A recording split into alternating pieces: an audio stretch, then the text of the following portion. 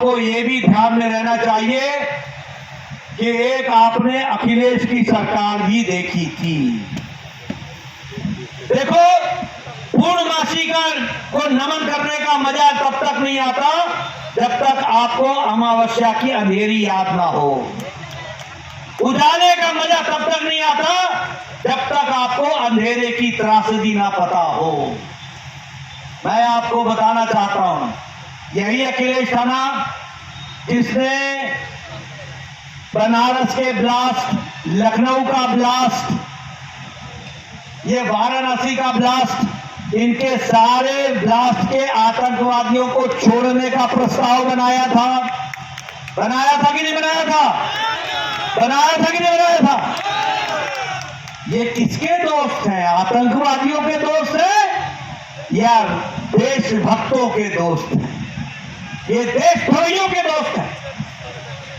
ये स्पष्ट है। मैं ये बोलने आया, मैं यहां ये भी बताने आया हूं, ये पिछड़े के समर्थक नहीं है, ये दलितों के समर्थक नहीं है, ये आदिवासियों के समर्थक नहीं है।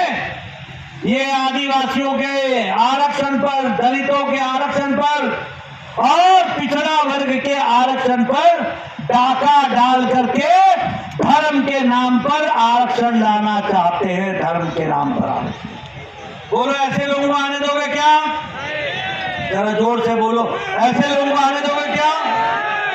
ऐसे लोगों को आने दोगे क्या? मित्रों, ये दलितों के आरक्षण पर डाका डालने का काम है। ये आदिवासियों के आरक्षण पर डाका डालने का काम है और ये पिछड़ों के आरक्षण पर डाका डालने का काम। कल कलकत्ता हाईकोर्ट ने साफ कह दिया और भीमराव अम्बेडकर ने कॉन्स्टिट्यूशन, संविधान में कहा है धर्म के आधार पर आरक्षण नहीं हो सकता। ये पढ़ा लिखा, अब मैं आगे क्या बोलूं राहुल गांधी को, ये संविधान की पुस्तक लेके फिरता है, इसको मालूम नहीं कि इसके अंदर क्या लिखा हुआ है। पढ़ा लिखा कितना है मुझे मालूम नहीं, अंदर पढ़ा है कि नहीं मुझे मालूम नहीं।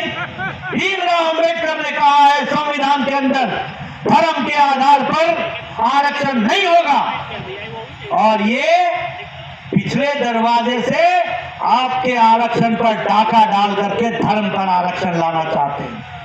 आंध्र प्रदेश में 4 बार इन्होंने कोशिश की है, तेलंगाना में इन्होंने 2 बार, कर्नाटक में इन्होंने 2 बार कोशिश की है और बंगाल में तो ममता ने वहां बैकवर्ड में मुस्लिम जाति को डालने का प्रयास किया और आरक्षण देने का प्रयास किया और सीधे सीधे कोर्ट ने कह दिया 2010 से 2024 तक जितनों को भी बैकवर्ड का सर्टिफिकेट मिला है उसे रद्द किया जाता है। इसको उन्होंने तय कर दिया।